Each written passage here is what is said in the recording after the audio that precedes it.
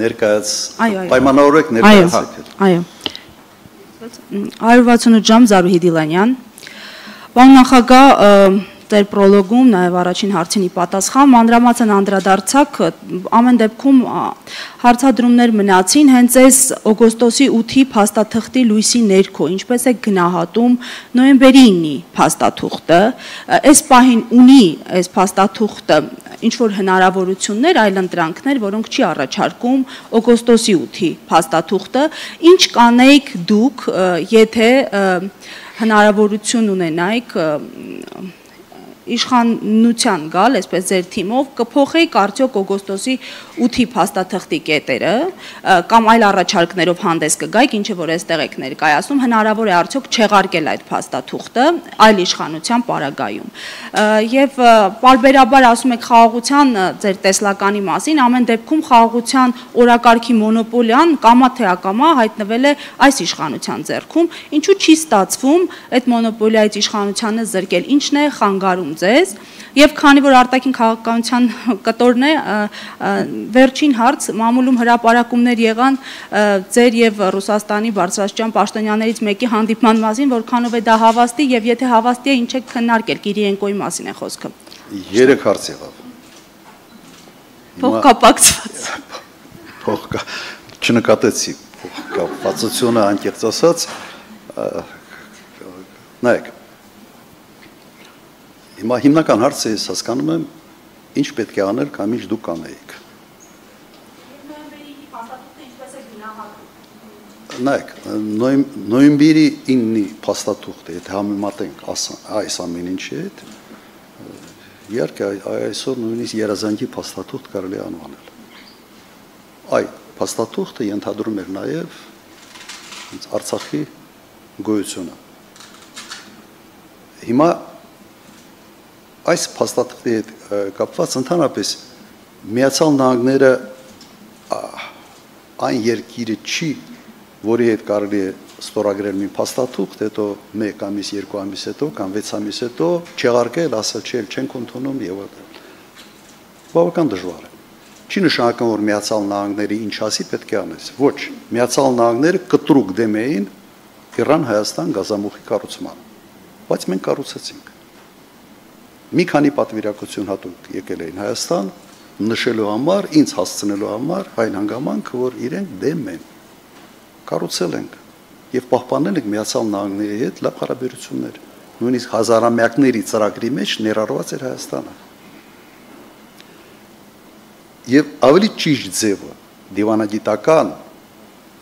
ձևը, ոչ թե ասել մենք սա չենք ընդունում,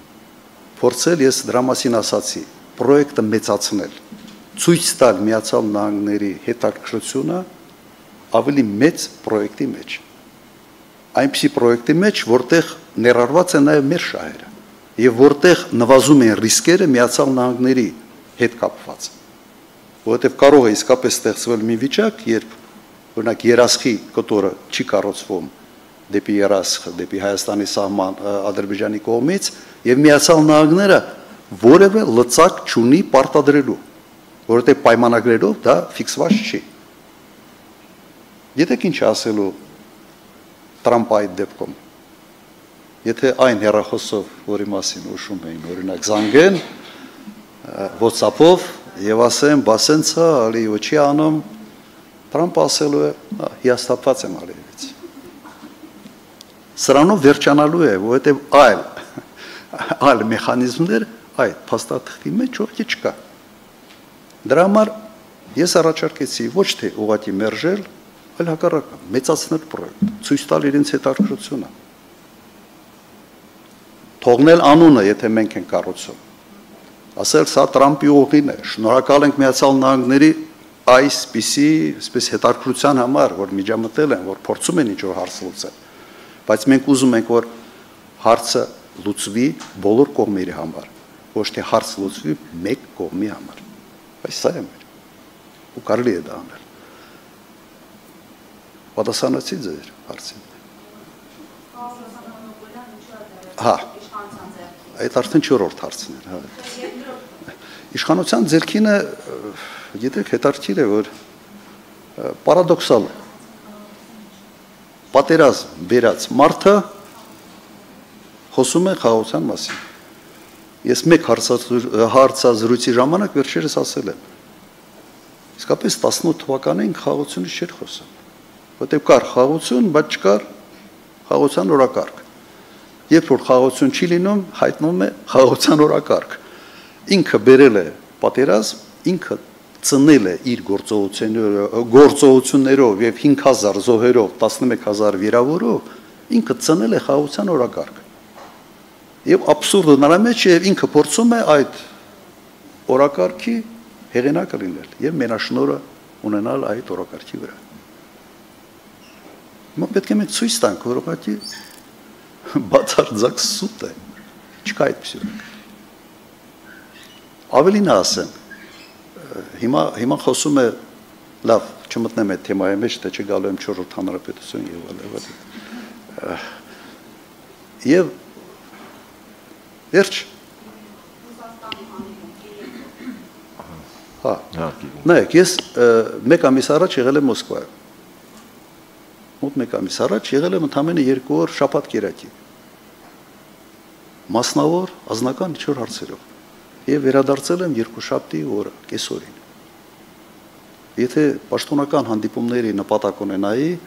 կամ եթե դիմեի, երևի այլ օրեր շաբաթվա ընթացքում կընտրեի։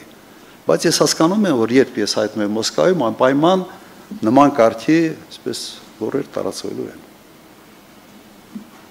Հաջորդ։ Խնդրեմ հաջորդ հարցը Ազատություն։ Ազատություն ռադիոկայան Ռուզաննա Ստեփանյան, Պարոն Քոչարյան, դուք ձեր խոսքում ասացիք, որ այդ ճանապարհը միջանցքը վերահսկվելու է Միացյալ Նահանգների կողմից, ինչու՞ն է այդ համոզմունքը, որտեղ Հայաստանի իշխանությունն ասում է, որ վերահսկողությունը մնում է Հայաստանի